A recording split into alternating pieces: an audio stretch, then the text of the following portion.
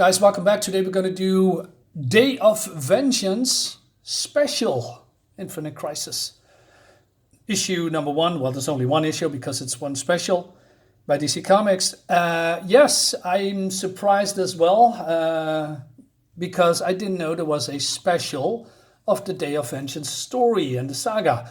I was pleasantly surprised. I just accidentally got it somewhere and I read it and I loved every second of it. Just like the whole series, the whole Day of Vengeance. I love this series so much. And this is the perfect and epic conclusion of that saga. And we're going to dive in. Covered by Walter Simonson, by the way. Here's the signature. Anyway, so we begin here somewhere. And we see... Oh man, I'm immediately forgetting the name. Phantom Stranger visiting Madame Xanadu, and Madame Xanadu has been cursed by the Spectre. It seems that she's been blinded, or her eyes were burned out or something like that, and she's been growing it back for, 14 times, and always the eyes is going to wither, so she needs help with reading the cards. We also have Zatanna there. I'm not sure why I say Santana, but it's Zatanna. Anyway, that doesn't matter. Nabu is coming. So yeah, I'm saying Nabu because his original form is, of course, Dr. Fate. But his human host, Kent Nelson, is dead. And now it's only the power itself. Nabu is only there. So he says that Spectre is still on a rampage. He is destroying everyone in Atlantis. He's challenging Lord... Chaos and Order. I want to see Lord Chaos, but that's a Marvel character. He's challenging them, also magic beings destroying them. And then we see Hawk and Dove. What I mean, wait a minute. Hawk is a girl? There's also an incarnation of a woman of the Hawk character? I didn't know that. So I have to get that as well. I need more comics of these obscure creatures. I love it. So when these agents and Lords of Chaos and Order are destroyed, they lose their power, and because they are agents of Chaos and Order. So yeah, they are powerless now because they are dead. Meanwhile, Miss Xanadu, is it Miss Xanadu? I don't know. Anyway, she's been revealing, along with her apprentice, that let's say destruction is coming. Spectre is gonna win. Then Nabu says, well, we need to change the future then. We're gonna do something totally different. We're gonna help the Spectre with his mission. She says, what? And they're giving out tasks. Meanwhile, we go back to, I believe, Gotham City. Yes. And there's some police officers there, and they cannot see what they are witnessing because the Rock of Eternity exploded. People are dying, creatures are emerging, and this cop cannot take it anymore. He doesn't know how to handle it. He's been, on the brink of, well, not insanity. That's a little bit, exaggerated, but he can deal with crooks and criminals and drug dealers, but not, with demons and monsters and supernatural monsters. And then. Then a voice says, perhaps we can help, officers, or something like that. And we see a glorious, cool-looking shot of all the magic heroes that's been gathered to help the city and to do a particular task. I know only the half of these people. The bottom row is, I only know them by name, but I never see them. I mean, I'm not familiar with the Ghost Patrol or... Valda or the Empress, or I know Freedom Beast, but that's it. The rest I don't know. I mean, I only know the top row. So yeah, that's some cool that we have seen these magical, cool looking figures, and oh god, my brain it's terrible. Anyway, he says. We take it from here. That's basically what he's saying. And then he calls up on the magical users here and say, well, we're going to clean the city. We're going to pick up the pieces and we're going to hunt down the monsters that are roaming here. So that's exactly what they are going to do. But then he says, Shadowpact, hold back for a while. Come here. And then he said, what is it? Says the rest of the team. Well, he gives them some vials. And because the 7 deadly sins are roaming this place here, because they are attracted to magic, and since there is a lot of magical beings right now hunting for monsters and whatnot, they figured out that the rest of the team that they are hunting, they are just walking away or running away to scour the city, are bait for the 7 deadly sins, and they are likely being possessed in a while. I mean, 7 of them anyway. So meanwhile, we see Nabu confronting Spectre, and Spectre still wants to reason with them, but he says, I'm now the last and the most powerful Lord of, I'm not sure if it's Lord of Chaos or Lord of Order. Well, it doesn't matter anyway. And he says, and Spectre says, well, with you, the magic ends, and then this place will be a paradise, something like that. But Nabu says, no, that's not the case, because with me, the 9 age of magic ends, and the 10th will be, rekindled, or something like that. And so the best way to start that is to kill me. So basically, he's goading him into killing him quickly, so the 10th age of magic will start it, because with the 10th age, magic will be restored somehow, and there are new ways to rewrite the laws of magic. And if they are not going to do that, so for instance, if Nabu is not going to die, then the 9th age is still going on, but the magic now is completely raw and predictably, because Spectre is killing magical beings left and right. So that's not helping. Meanwhile, so there's monsters roaming the city, and then Shazam comes, and it seems that this creature here is somebody's husband, and he's a little bit reverting back to his human form because of Shazam. And how does he do that? Well, it seems that he has some kind of a calming effect to demons and magical beings, because since the destruction of the Rock of Eternity, he's been more attuned to magic, if you will.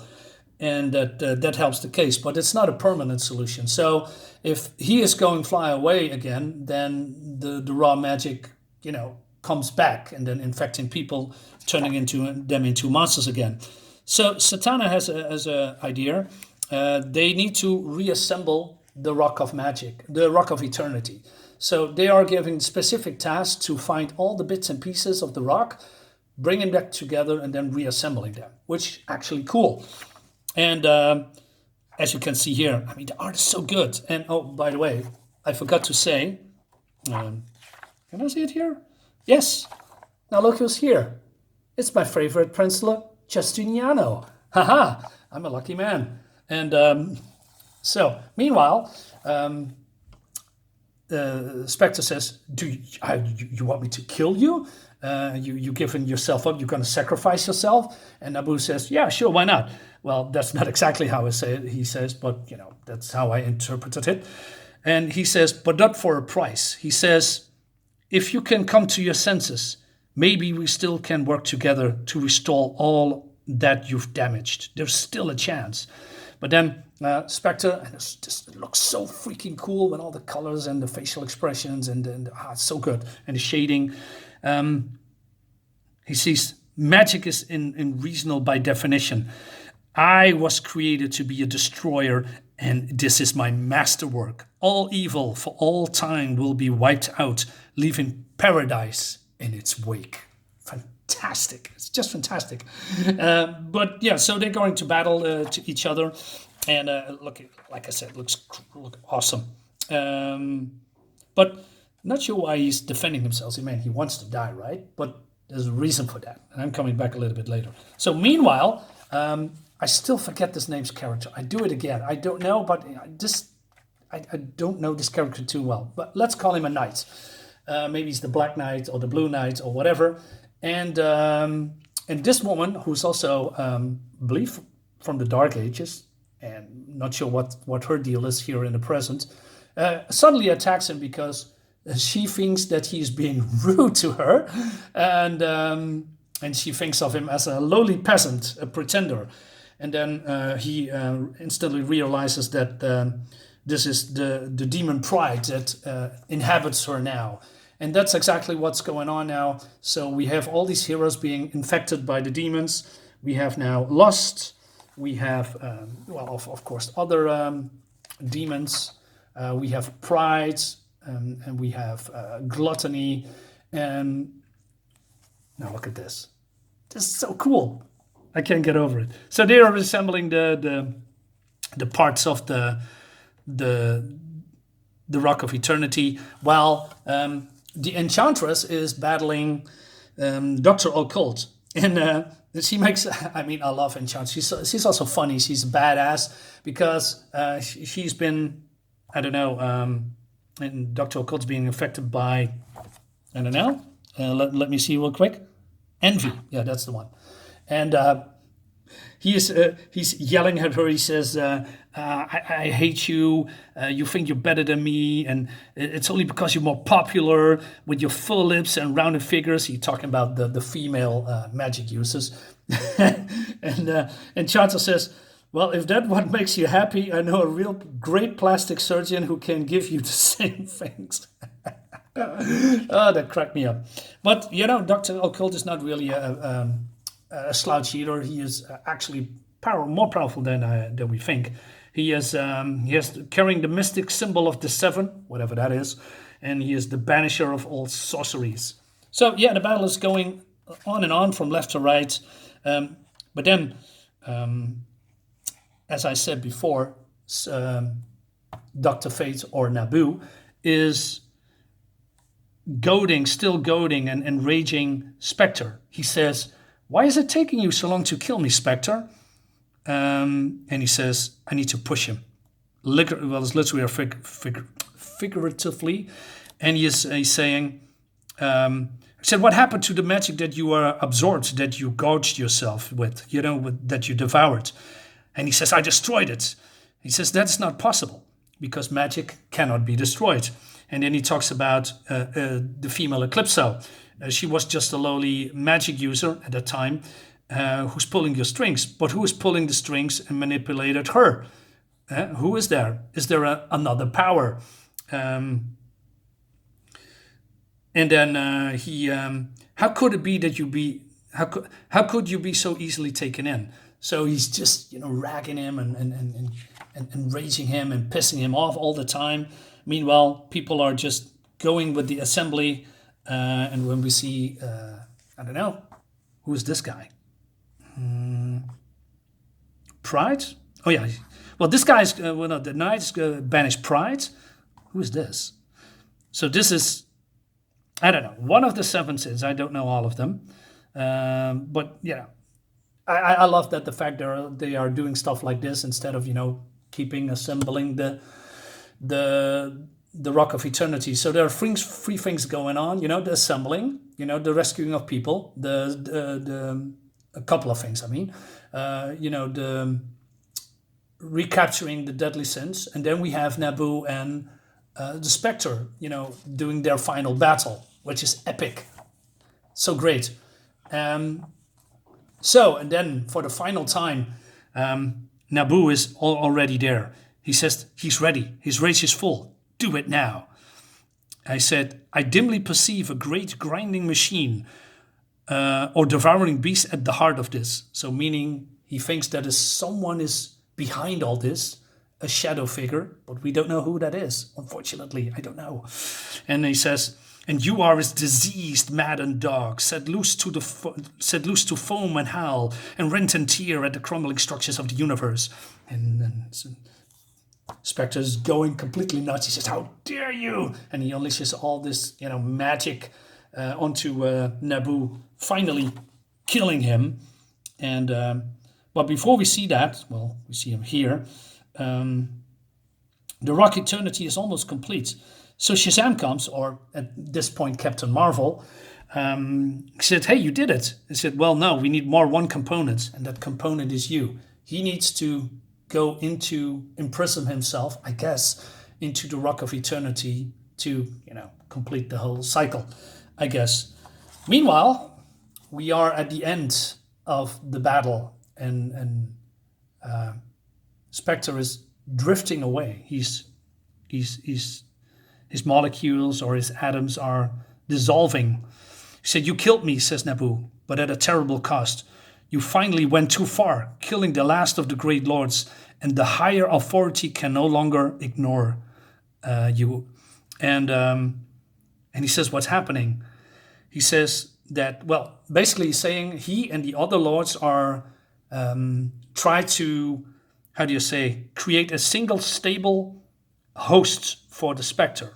But they were too late because he killed them all. And so now that he's been killed, he says it's too late now. You need a new host, and there's no time to build the perfect one. So once again, he has to take you whoever's available. And that person or being, is God. Because the Spectre is, as far as I remember correctly, is a servant or the wrath of God, if you will. So although we never see God in the DC universe, but he is there. So the Lords of Order and Chaos and everything that's around it, they are not the highest authority. He is. And then, Dr. Fate, Nabu, is dying, and he has only one task to complete. And that's, basically the vials are here. So the 7 deadly sins are in prison again. And he says, the 10th age will start now with my death. And he gives them the helm of Dr. Fate while he is, dying and smoldering away. And he says, you need to find new hosts because of the 10th magic is starting now. And there will be a new need of a Dr. Spectre. So Detective Chimp gives the helm to Captain Marvel, and with one final attempt, he throws it into space so that the 10th age of magic will start, and then, a new Dr. Fate will be reborn again. And that's the end of the book.